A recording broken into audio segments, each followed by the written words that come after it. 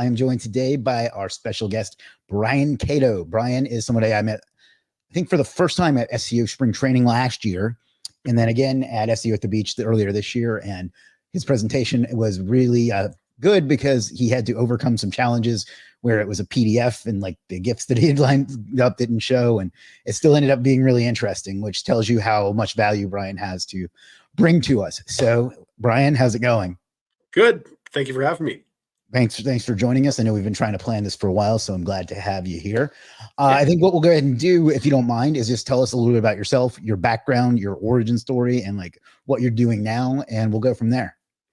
So kind of like your Funko Pops in the background, I definitely align myself more with, say, Joker probably than Batman. Sometimes I just want to see the world burn, right? No, just my origin story. So I was a general manager for a granite company. Decided to go back to school, found myself working my way into building websites, had kind of a tech background, building databases, all that kind of fun stuff like that. Ended up finding myself in the marketing stream after that. So got into search engine optimization, was a project manager, head of SEO, and head of paid media all at the same time, which was really fun. Oh, wow. And so quit that position, decided to go into and start my own agency. And from there, really found out that, testing was one of the things I really had dove in head first into. Obviously, processes in order to manage those three hats was really big. And that's something that I continue to do. But as far as the testing component of it, I started getting into things that were a little more unorthodox, using tools for unintended purposes, doing everything from, understanding the entire beast of search engine optimization, digital marketing, and the whole gamut, right?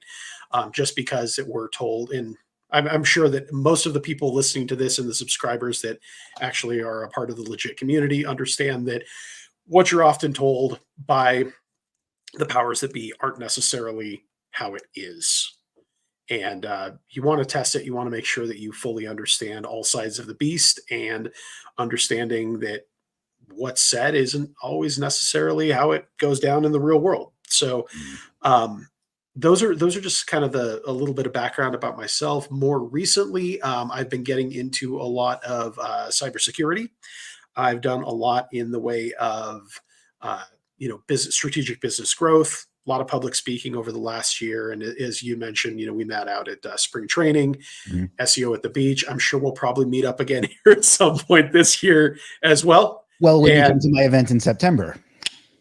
There we go. There we go. So I'm sorry, couldn't help myself. You're good. There you go. Those are just some of the things that, public speaking, getting out there, networking with people, and doing all that's absolutely fantastic. So that's kind of my origin story. Again, my biggest thing is I do like using tools for unorthodox purposes. I talked a little bit about that. I've spoke on that at a few different conferences, but definitely using different content writing tools for link building, right? Using different tools that probably shouldn't be used for link building to link build, and different things like that. So that's kind of my jam right there. Awesome. So a couple of things I want to talk about there. First of all, though, Digital Concept says, glad seeing Chris Walter for the very first time. I don't know who that is, but if you mean me, why, thank you. I couldn't help myself. So let's first start with testing. You mentioned that several times. Yeah. Something that drives me up the fucking wall is the fact that people don't test, they don't use their eyes, and they don't use data to make decisions. They pick a tribe that they're in and they do whatever that tribe says works, whether it's white hats, and white hats tend to be way worse about this, but whether it's white hat, only write good content, or even on the black hat side, all you need is links. So what do you consider testing, proper testing, and how do you go about it? So proper testing to me is really agnostic of any kind of outcome. We have a rough idea of like, hey, we want to see if this would work, but being really open and receptive to the fact that, maybe the white hats are right, maybe the black hats are right. And I really do encourage people to understand kind of both sides of that coin, because to me, it's funny that you should say, the content only or links only. To me, the way that I've often described that is, if you're going with the content only methodology, it's kind of like having a Maserati in your front yard that has no gas, right? Looks great. You could probably take some nice IGs with it, but you're not going to go anywhere anytime soon, right? It's going to sit there Right. because you have no gas. On the flip side of it, you've got the very like black hat, more aggressive type of, links only strategy. And that, if you're not balancing that correctly, it's kind of like going out to Vegas, throwing it all down on 19 red, and you're either going to be walking away extremely rich and it's a very lucrative deal, or you're going to walk away blowing your entire retirement on, nothing, and you're going to walk away broken and humbled, right? There's not a medium ground there. Understanding that SEO isn't, we're not necessarily dealing with, good, bad, ugly, otherwise, stuff like that. It's a mathematical algorithm. And just because someone understands complex calculus or can get to the answer faster than someone doing 1 + 1 + 1 + 1 doesn't make it black, white, or any of those various shades. It just means that they understand math better than someone else. Yeah. But for whatever reason, people get like an emotional attachment to whatever they've decided Yeah. it is, and they will not hear anything else. And it's mind-boggling to me. Like, why do you, and you said the Maserati example, which is great, but like, if there's a technique that works, why do you give a shit what tribe that you're in or what hat that you wear? Why don't you just care about getting results? Like, I don't understand why. Like, I left that shit in high school personally. Yeah, it's tribalism, right? Yeah, and it just makes no sense to me. But like, just make your decisions based on data. Now, I'm gonna not tell you what I think of it, and I'm just going to see how you go about it. But when it comes to testing, how do you test individual things? So I don't do single variable testing. I will test it to see if it moves the needle as kind of like a proof of concept. What I found though, in like many people, it works great in a vacuum, but then when you release it into the wild, you have so many other variables that may be conflicting. And as we all know, like, you could rank a site on content, you could rank it on links, you could rank it on social signals, you could do a variety of different things depending on your niche, the specific market vertical, how competitive the industry is, who the other key players are in it. There's a lot of different things. Are you playing the local game or are you playing more of a national game, right? There's a lot of different facets and moving parts. So isolating it into a single variable, I don't think is the best way of going about testing. Getting an idea of like, oh, that we saw a little bit of movement there, then going into a fuller, broader test, seeing if we integrate other signals, what happens then, right? Does it make it a null point? Does it even matter at that point, right? The reverse of that's true too. Like, I see a lot of people, and I'm so glad that you said that, because I agree when it comes about single variable testing, and people don't understand how that works, in my opinion. Right. I see the reverse of that, where somebody will try something and that one thing in isolation did not move the needle, and then they just throw that whole technique out forever. When it might be that they didn't set it up properly, and it may be that combined with another thing does produce results. So it's like, you can't isolate single things, especially because with SEO you don't control the environment. So exactly, there's things beyond your control. So it's very hard to do.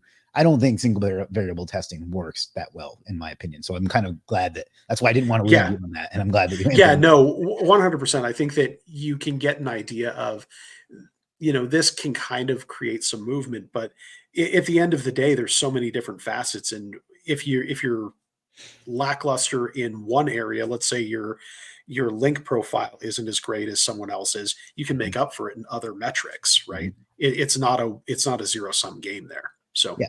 Well, or like the other side of that is, like, if your on page sucks, all the link in the world aren't going to make. Well, I wouldn't say all totally, but yeah. But it's an uphill battle. I mean, you're moving a rock uphill at that point. Yeah. And then there's also, you have to know if you're using, and I run into this a lot with customers on Legit who don't necessarily know they don't know. I don't want to insult my customers.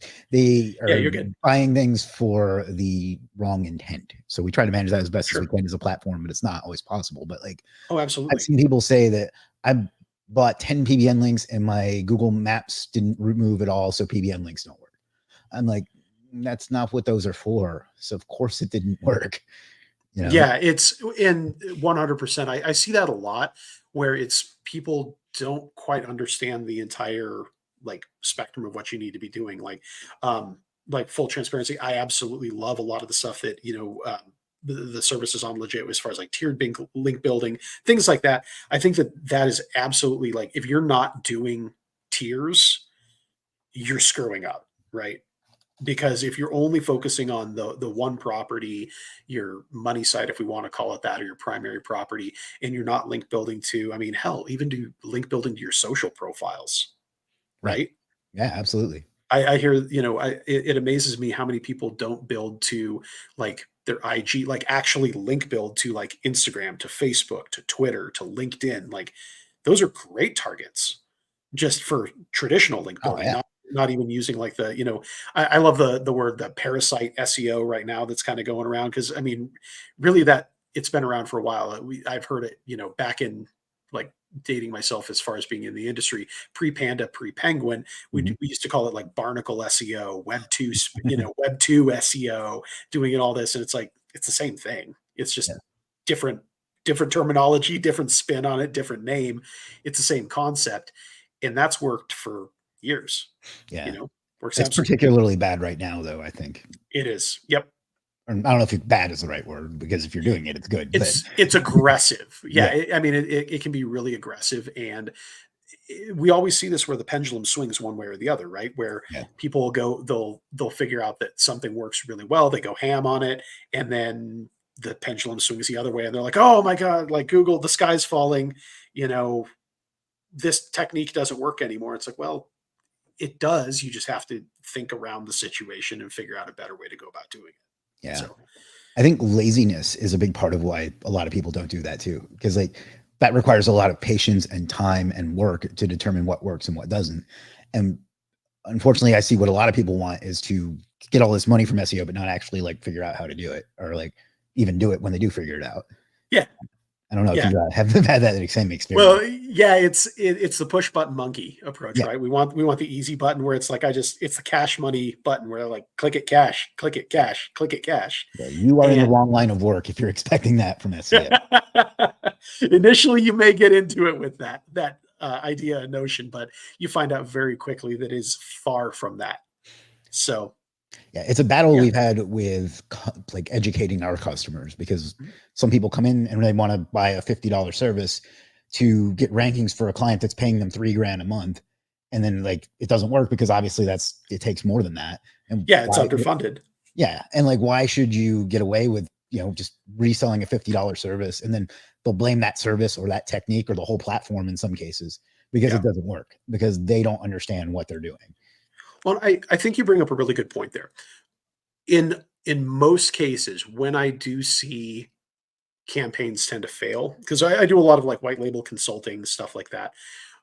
One of the things that I tend to see more often than not is that campaigns can be underfunded, and just when people are, one thing I always caution people against is be aware of what you're actually getting into before you do it. One of our standard processes is I actually run a reputation report on any client. I kind of come from the background again of um, getting into database design, stuff like that. I was doing a lot of ORM, online reputation management, things like that. Every one of my clients goes through a reputation review. Like I know about I know about their business dealings as a halfway decent SEO. I kind of know about most of the skeletons in people's closets that exist online. Just that way, I don't want something coming out of nowhere and being like, oh yeah, by the way, we've got to deal with this now. Or, for that matter, just understanding what you're getting into, right? Mhm. If a client comes to you and says that, yeah, we're going to pay you $3,000 a month, but actually had this happen not too long ago. They wanted to pay $3,000 a month, or a meager amount of relatively, it seemed like a decent amount, 3, 5 grand a month, something like that. Mhm. Not bad for SEO, but you're talking a $74 million company. Yeah. Like, come on, like a multi-location national business, like Oh God. at 5 grand a month, that's not even worth it. No. Like you're setting yourself up for failure. So understand what you're getting into before you're getting into, not just get blindsided by that's a large number, right? And depending on the experience you have in dealing with larger clients or even enterprise clients, things like that, it may seem like, man, like 5 or 10 grand a month is a lot of money. I could really use that. Understanding that it's a whole different ballgame when you start stepping up into up into the big leagues, so to Yeah. speak, and you're dealing with those larger clients that do have national presence. What I also find is people forget to factor in that they have to pay themselves out of that. I found that with a lot of SEOs that like they'll get a $2,000 a month client and spend $1,800 of it and leave themselves with $200. It's like, what's the point? So funny you should say that. That's actually we'll jump ahead a little bit here. Yeah. One of the things that that I'm doing, we actually just kicked off today, is I am doing it's a workshop. I hesitate to call it a course because like I'm not a huge fan of courses per se, but Mhm. it's a workshop. It's interactive. It's live. It's not just lecture, but it's actually myself and I've got a bunch of people that we jumped in on a Zoom call this morning, and that's exactly what we'll be talking about today. We talked about crafting positions of market dominance, creating your USP, and better understanding kind of how you fit into the marketplace and really crafting out that unique proposition for your business. We're going to be getting into setting up profit accounts, right?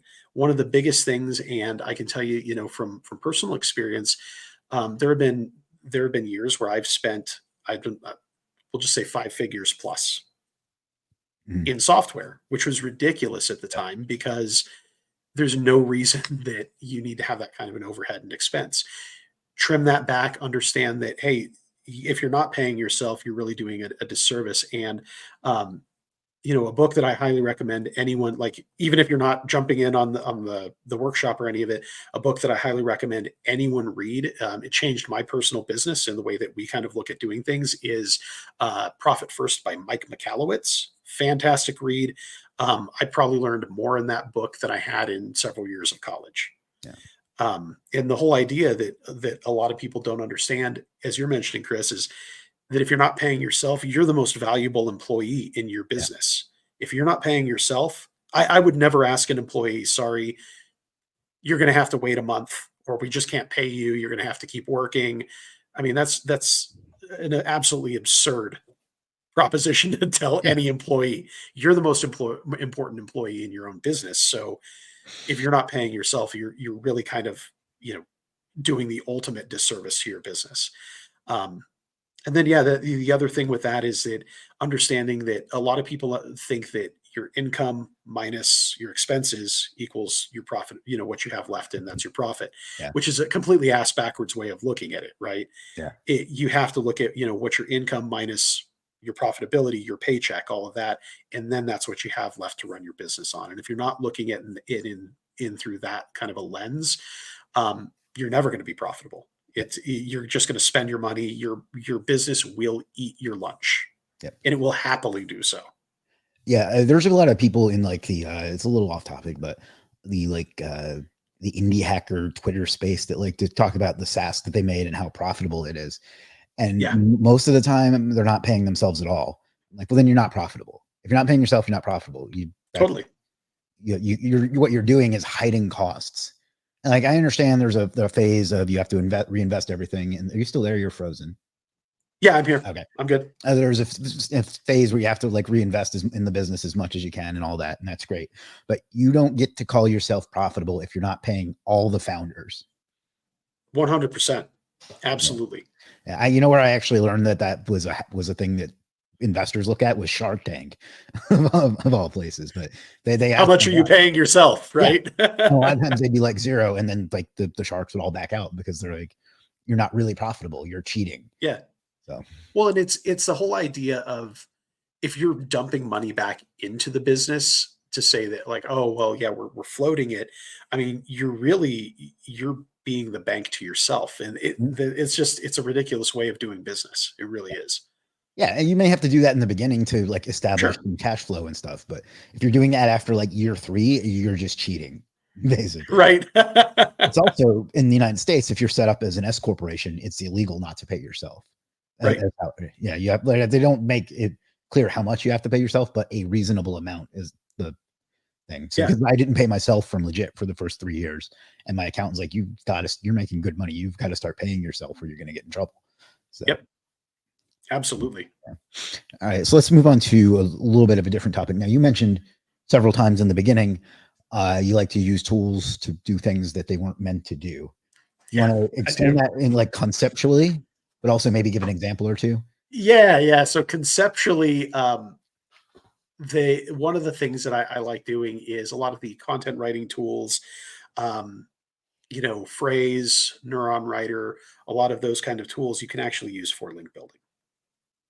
Um, you have to be a little savvy about how you're doing it, but a lot of those do allow for public links. Chrome extensions, it's another Yeah, I know that. another fantastic tool. There's some different extensions that I like using that create individual web pages. Loom is another fantastic one that I actually like using.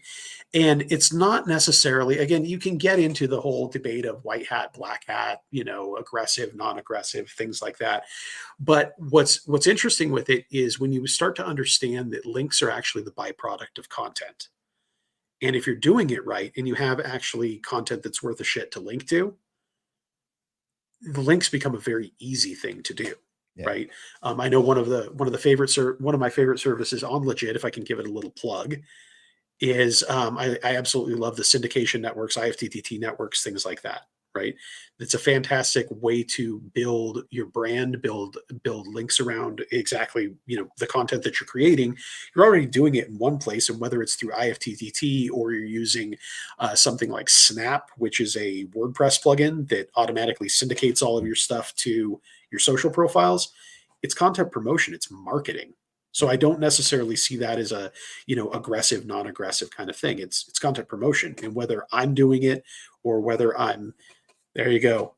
Absolutely fantastic service there. But whether it's I'm personally doing it, whether I'm having a VA do it, or whether we're working smarter and not harder, and we're automating some of that, I absolutely think that that's something that every business should be looking at. And I think that, for leveraging these kinds of tools for unintended purposes, again, like Loom, you can take that, you can create an FAQ video, you can create a walkthrough on like how to sign into Legit, link back to Legit, or link back to your product or service, and that's a public link if you set it up in that sort of way. Very interesting. That's clever.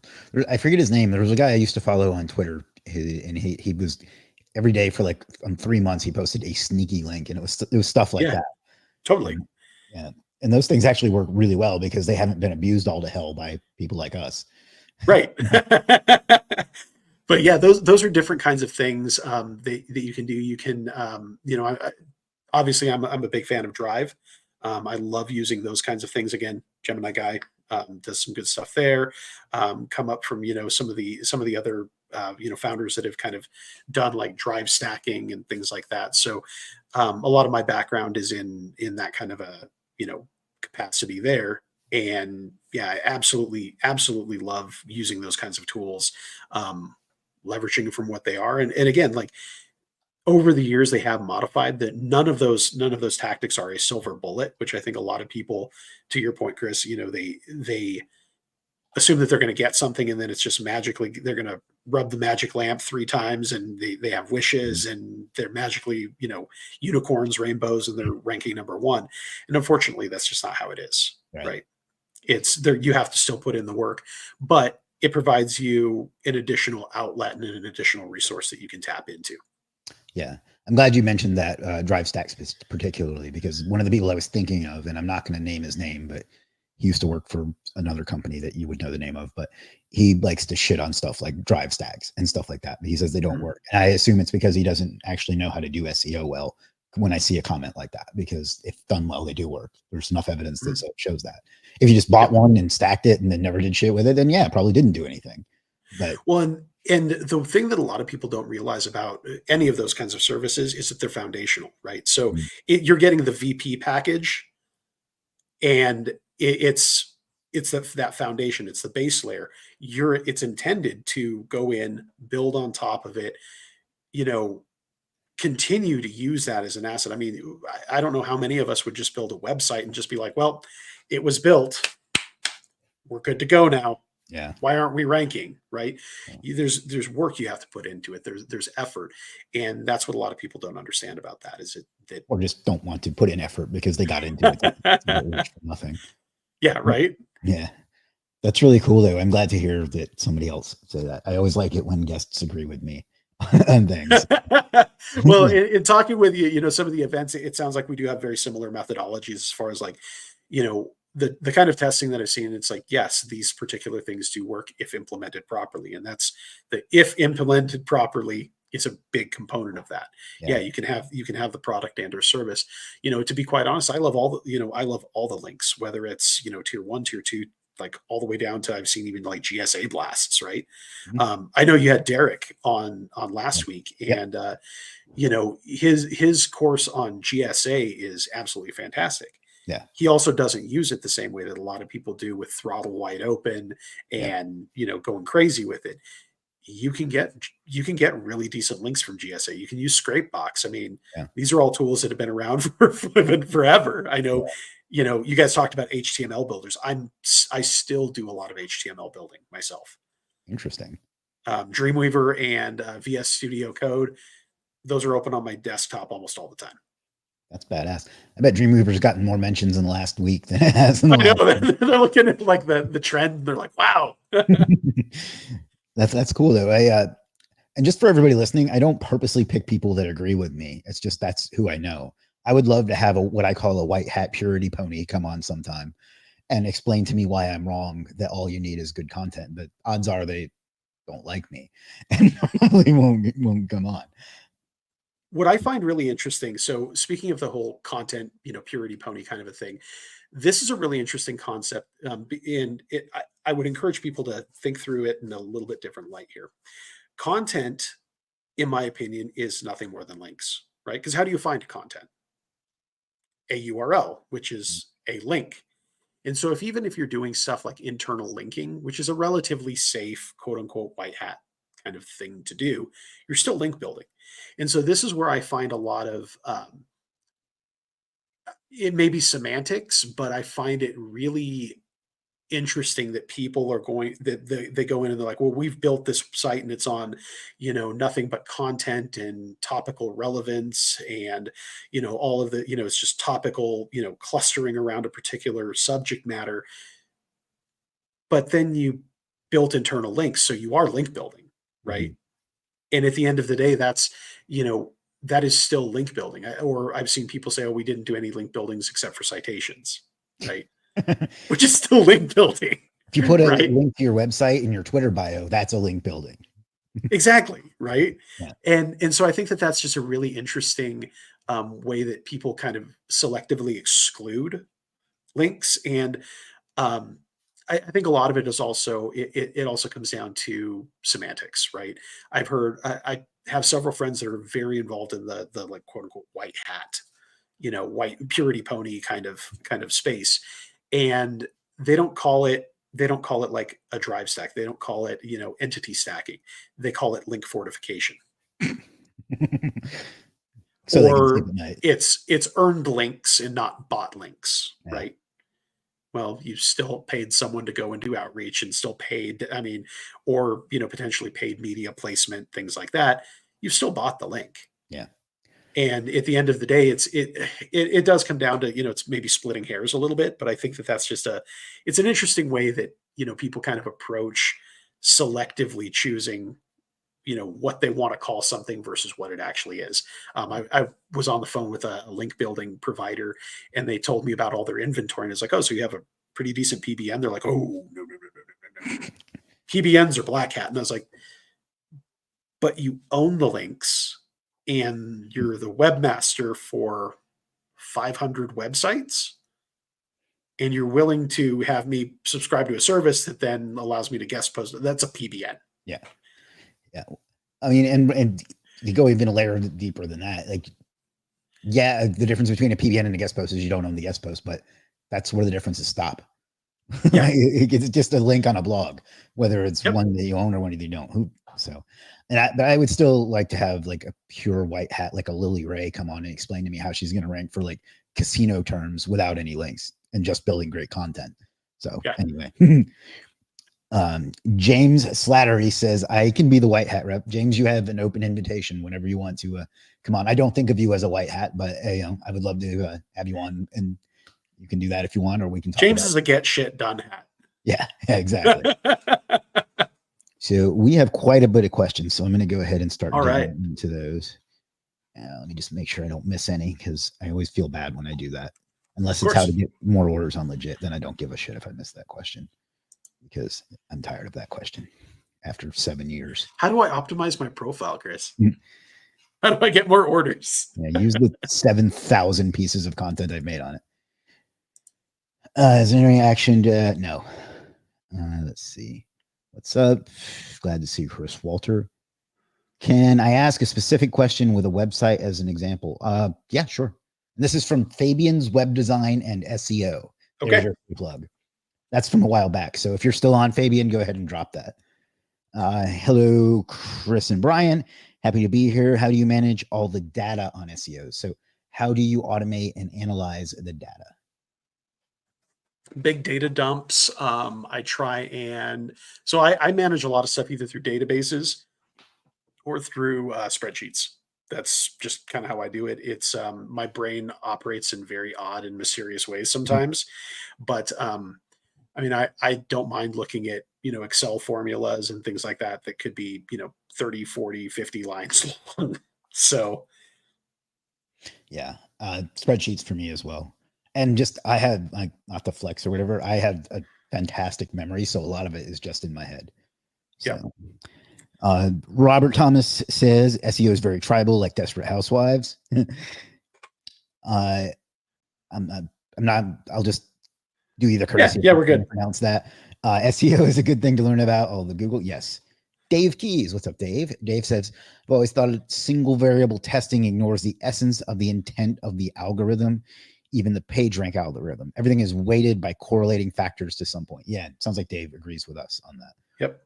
Chris, what's up, Chris? Chris says all tests are SEO points in time as well. So I guess you mean like it worked the moment you have to deploy it at the right moment, I think is probably what that means, right? Yep. Okay. I would say, I'm sorry, go ahead. I was going to say, you know, different points in time, because, you know, one of the things that we've seen is it's been spoken about at a couple conferences, but when the JavaScript engine gets either turned off or particular things get turned on or off within Google's own algorithm, indexation. I know there's a few people that have spoken on that, Carolyn Holtzman being probably one of the first one that comes to mind, where indexation either goes on, off, or it just doesn't even happen, right? And so if you're testing something, to your point, Chris, about like someone tries a drive stack and they're like, it didn't work. Well, what was actually going on there, right? Schema, it doesn't work. Well, was JavaScript turned on? Was it turned off? Right. What was actually going on there at that specific point in time? Because if you try and turn on the lights and your electricity's off, well, the lights never worked. And why should we have That's indoor electricity? Analogy, yeah. Right? I'm gonna steal that. Yeah. Your fuse box gets turned back on and like it's right. And is there like a forum page on Legit where I can exchange with others? I'm so glad you asked that. We just launched this recently. I swear this question wasn't planted. But if you go to forum.legit.com, there is indeed a forum that we put there so people can engage and talk to each other while being anonymous. And frankly, so we can take advantage of the fact that user-generated content ranks like a motherfucker right now. So, part of my language. Actually, I don't care. If you don't like my language, go watch somebody else's channel. Robert Thomas says, do you have a general standardized approach to testing? One, for example, number one, content gap, number two, on page, number three, on page, off page, and so on. Do you have like a standard, I test this and then I test this, or how do you do it? It depends on what I'm specifically trying to accomplish, right? So if I'm looking for, say, geo relevance or proximity, there are certain things that I'm going to test there. Usually for me, it's a specific purpose that I have in mind, or it's just some like wild hair that I have, you know, that I'm like, hey, I wonder if this would potentially work. And then we set up a test. And, you know, usually what we'll do is we'll say, hey, does this even move the needle? Or we'll just set it up on a random website and try and go for it, right?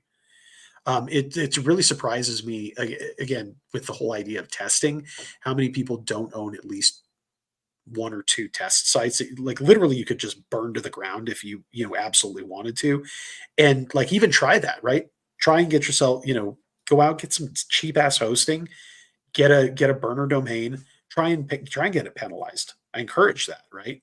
Yeah. And then try and get it unpenalized if you get it penalized, right? You'll learn so much more about SEO and how the game actually works if you understand, like, oh, that's the line that I shouldn't cross, and can you unpenalize it? Can you come back? Can you recover from that kind of a penalty? Leaps and bounds, it'll make you a better SEO. Yeah, that actually answered my next question. I was going to say, do you have like a dedicated set of sites just for testing? And Oh obviously yeah, the answer is yes. yes, more than I can count on one or possibly two hands. Good idea. Saranjan says hi. I'm going to answer this question without the racism at the end. What do you thought? You know, fuck that question. Chris says it was a $9 PDF on Black Hat World, and I'm not sure what you're talking about there. This is from a while ago, though, so I may be missing the context. I think the point in time thing.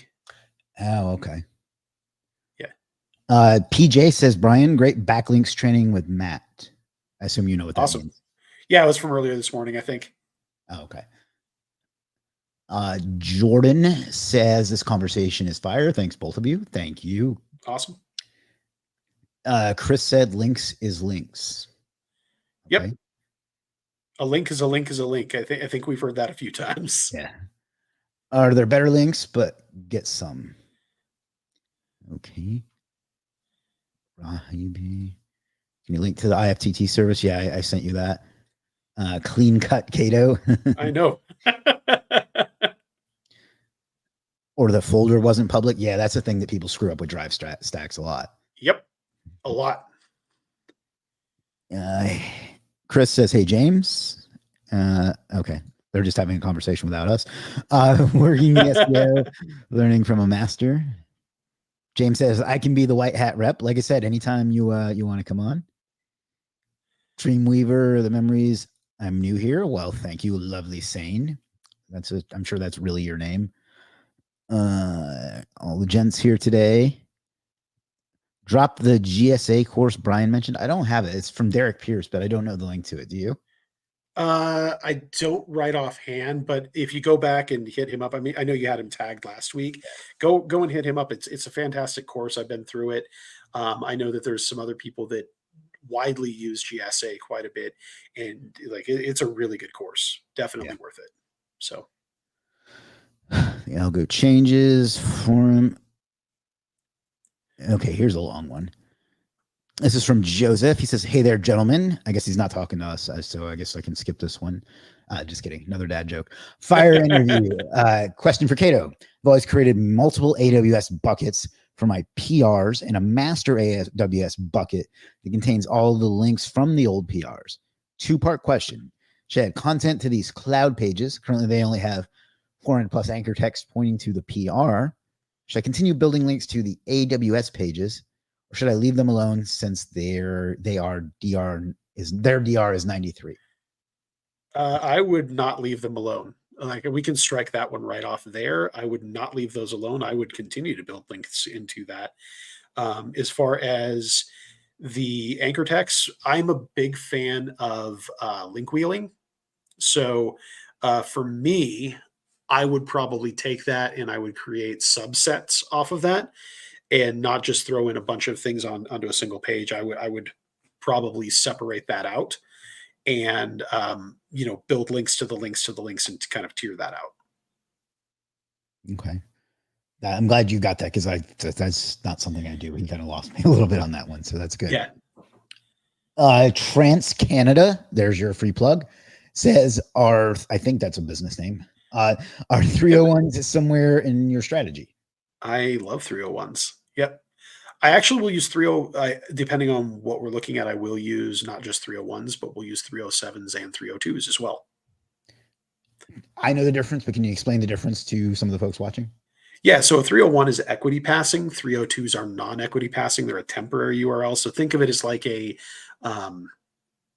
think of it as a no follow, if you're familiar with that Mhm. rel tag on there. 307s have a really interesting that one gets a little more technical, but there's some different components of that. They function like a 302, but there's some other interesting components that you can look at there.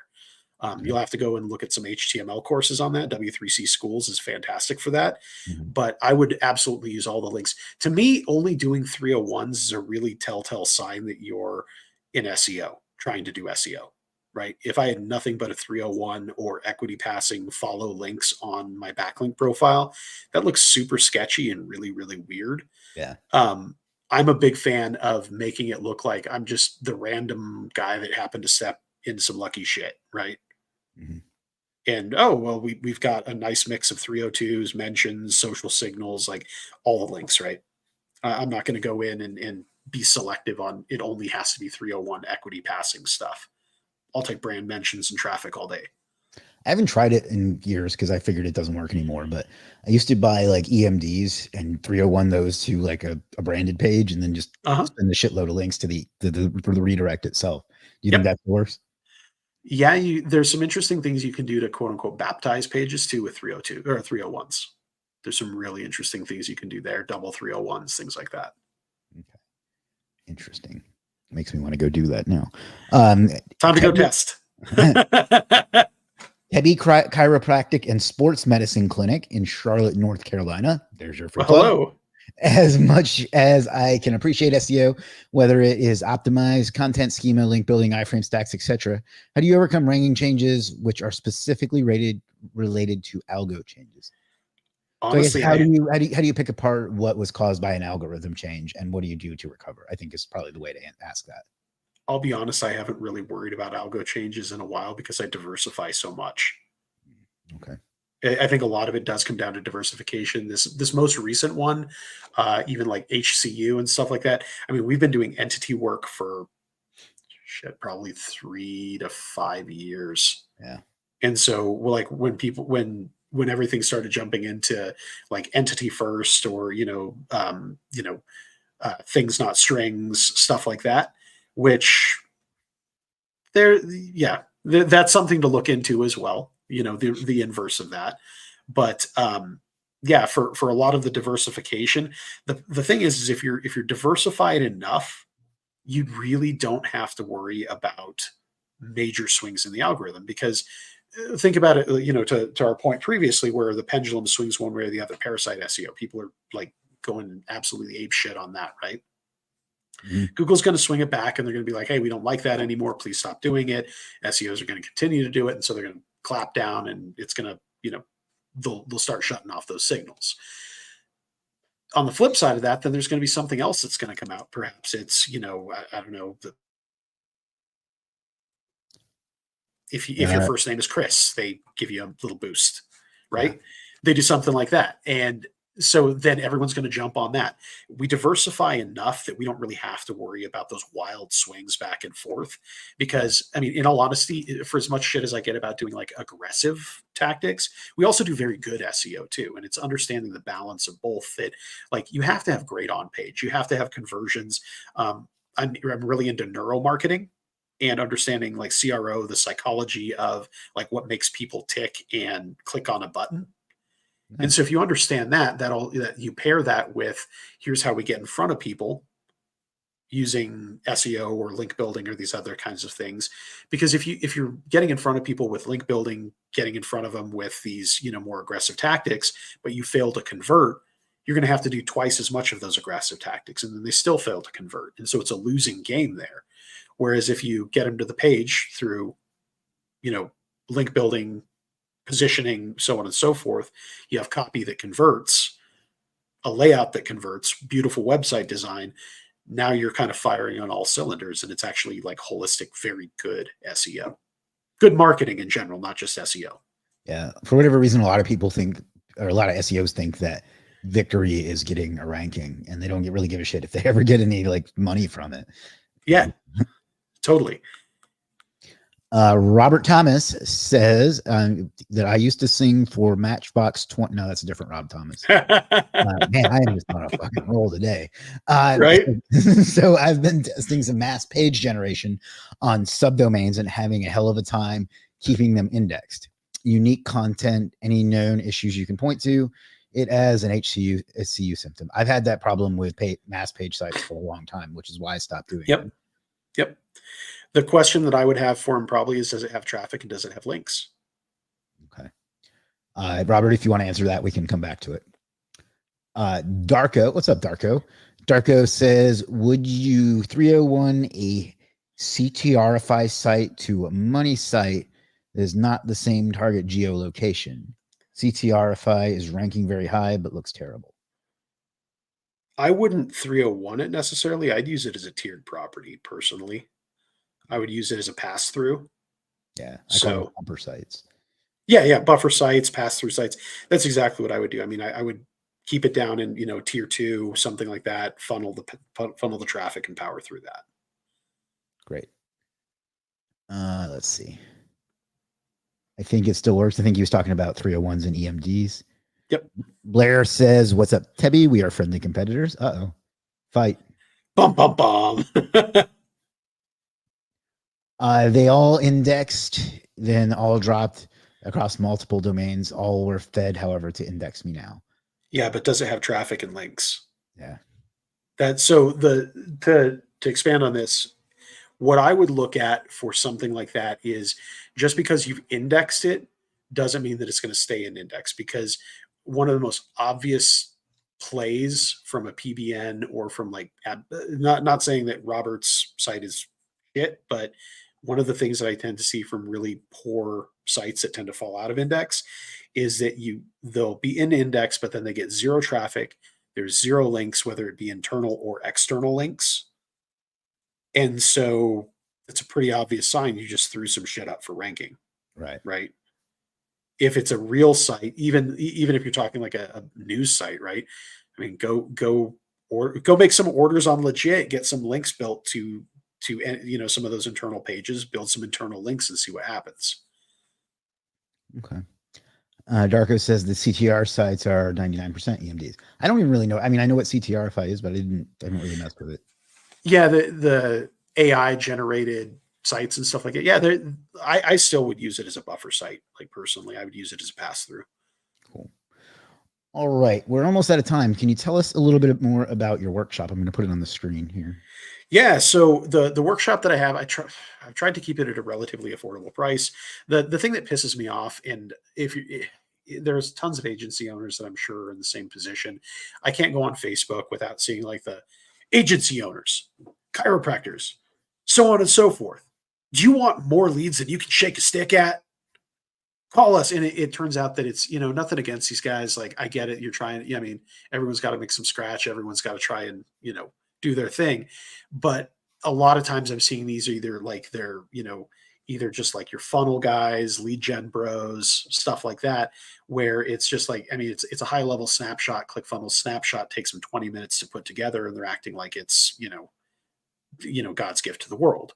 Yeah. Sorry if that's something that you one of your listeners does, but it's to me, one of the things that I tend to see a lot of agency owners struggle with is that they get distracted by these shiny objects. Basically what this workshop does, we kicked it off today. We're going to be going over some different foundational things. So today we talked about market dominating messaging, brand positioning. The next session that we're going to be doing in a week, it's going to be talking about finance, getting everything kind of set up and being profitable, right, at the end of the day. Beyond that, we're going to be looking at, I did go into some AI techniques that we use, processes, and standard operating procedures. So a lot of the kind of our SOPs and stuff like that, I am sharing through this workshop. And yes, the most common question I get, we will have recordings. So it's one of those things that these are the different modules that we've got. I have added another module. A friend of mine who owns a press release company, he's going to come in and he's also going to talk about how to become the least important thing in your business and building legacy with that. So that got added as kind of a bonus thing. All the training is It's Jeremy over at Press Advantage. Okay. So he's got that, and then I use a lot of different press services. So, but yeah, he's going to be one of the guest speakers on this as well. Kind of an added, you know, an added bonus to this. But really, at the end of the day, these are foundational things that if you're jumping right into SEO or jumping into wanting to become an agency owner, these are things that if you don't understand these foundational concepts, you're always going to struggle. The issue that we tend to see with a lot of people is that they're looking at multiple pillars, and they focus on a tiny sliver of one of those microcosms of what actually makes things work. So in the grander scheme of, SEO or digital marketing, they say, well, drill down into SEO, and beyond that, just geo, right? And that's what's going to make or break your business. Understanding the bigger picture and how that kind of plays into a successful business, as you were mentioning, does it actually bring a dollar to the customer? That's really what we need to look at. So excellent. And so it's over 4 weeks or 5? Is that right? It'll be 5 weeks now. Yeah, but it's over 4 weeks right now. I gave everyone a little bit of homework on module 1 today, and then we'll go into kind of module 2, module 3, and then module 4. So, which is the bonus. Wonderful. I think that's a hell of a deal for $300. So yeah, I tried to keep it affordable for some people. We've had a couple other courses that have been at a lot higher price point. This is just something I felt pretty passionately about, that, I think that every business owner should really be understanding these foundational concepts. Okay. Wonderful. If anybody has any questions about that before we wrap up, go ahead and drop them. But the URL, is this right? blackbox.fusionvine.com. Yep. And it's a funnel. Surprise, surprise. But yeah, no, it's one of those things. Like I say, the funnels have their place and purpose. And I just think that, understanding the bigger picture is really where you can succeed as a business owner. Yeah. All right. Robert says all had new citations, basic socials, and internal links. I'll try some CTR. This is the guy with the mass page site. Yeah. Try some paid traffic even too. Like actually get some legit, not just like spoofed CTR traffic. Throw some Facebook ads at it. Throw some Google ads at it. Throw some actual traffic at that particular site. See what happens. Cool. All right. Well, I'll put your URL back on the screen there. Now, if anybody wants to talk to you or follow you or get to, wrong thing. Whatever. Where would they go to do that? Facebook's usually the best one. Hit me up on Facebook. Messenger works fantastic. That's probably the best way to get in touch with me. I do occasionally pop over to Twitter. Haven't done that in a little while, but yeah, Facebook's usually best. Okay. And the best thing to do would be to just check out your workshop, though, I think. Yeah. Check out the workshop. You can actually interact with me in this kind of a capacity, ask questions, do all of that. And yeah.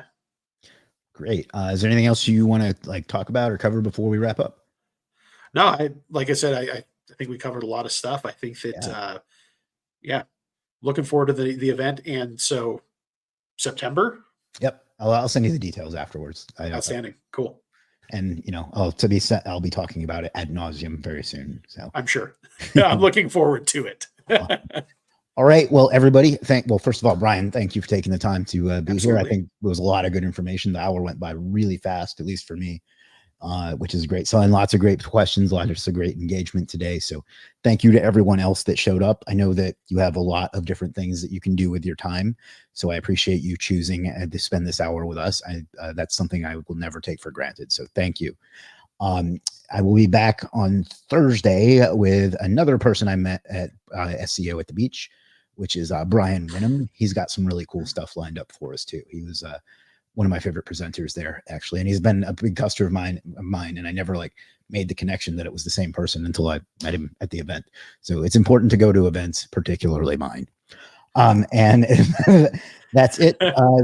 And finally, if you could do me a favor, subscribe, do those things. I'm told that if I ask for that more people will do it. I've never seen any evidence that supports it, but it's easy enough to do that anyway. So thank you for that. And last but not least, figure out what you want out of life and go out and get it, because you owe it to yourself and you owe it to the world. I'll see you in 2 days. Peace.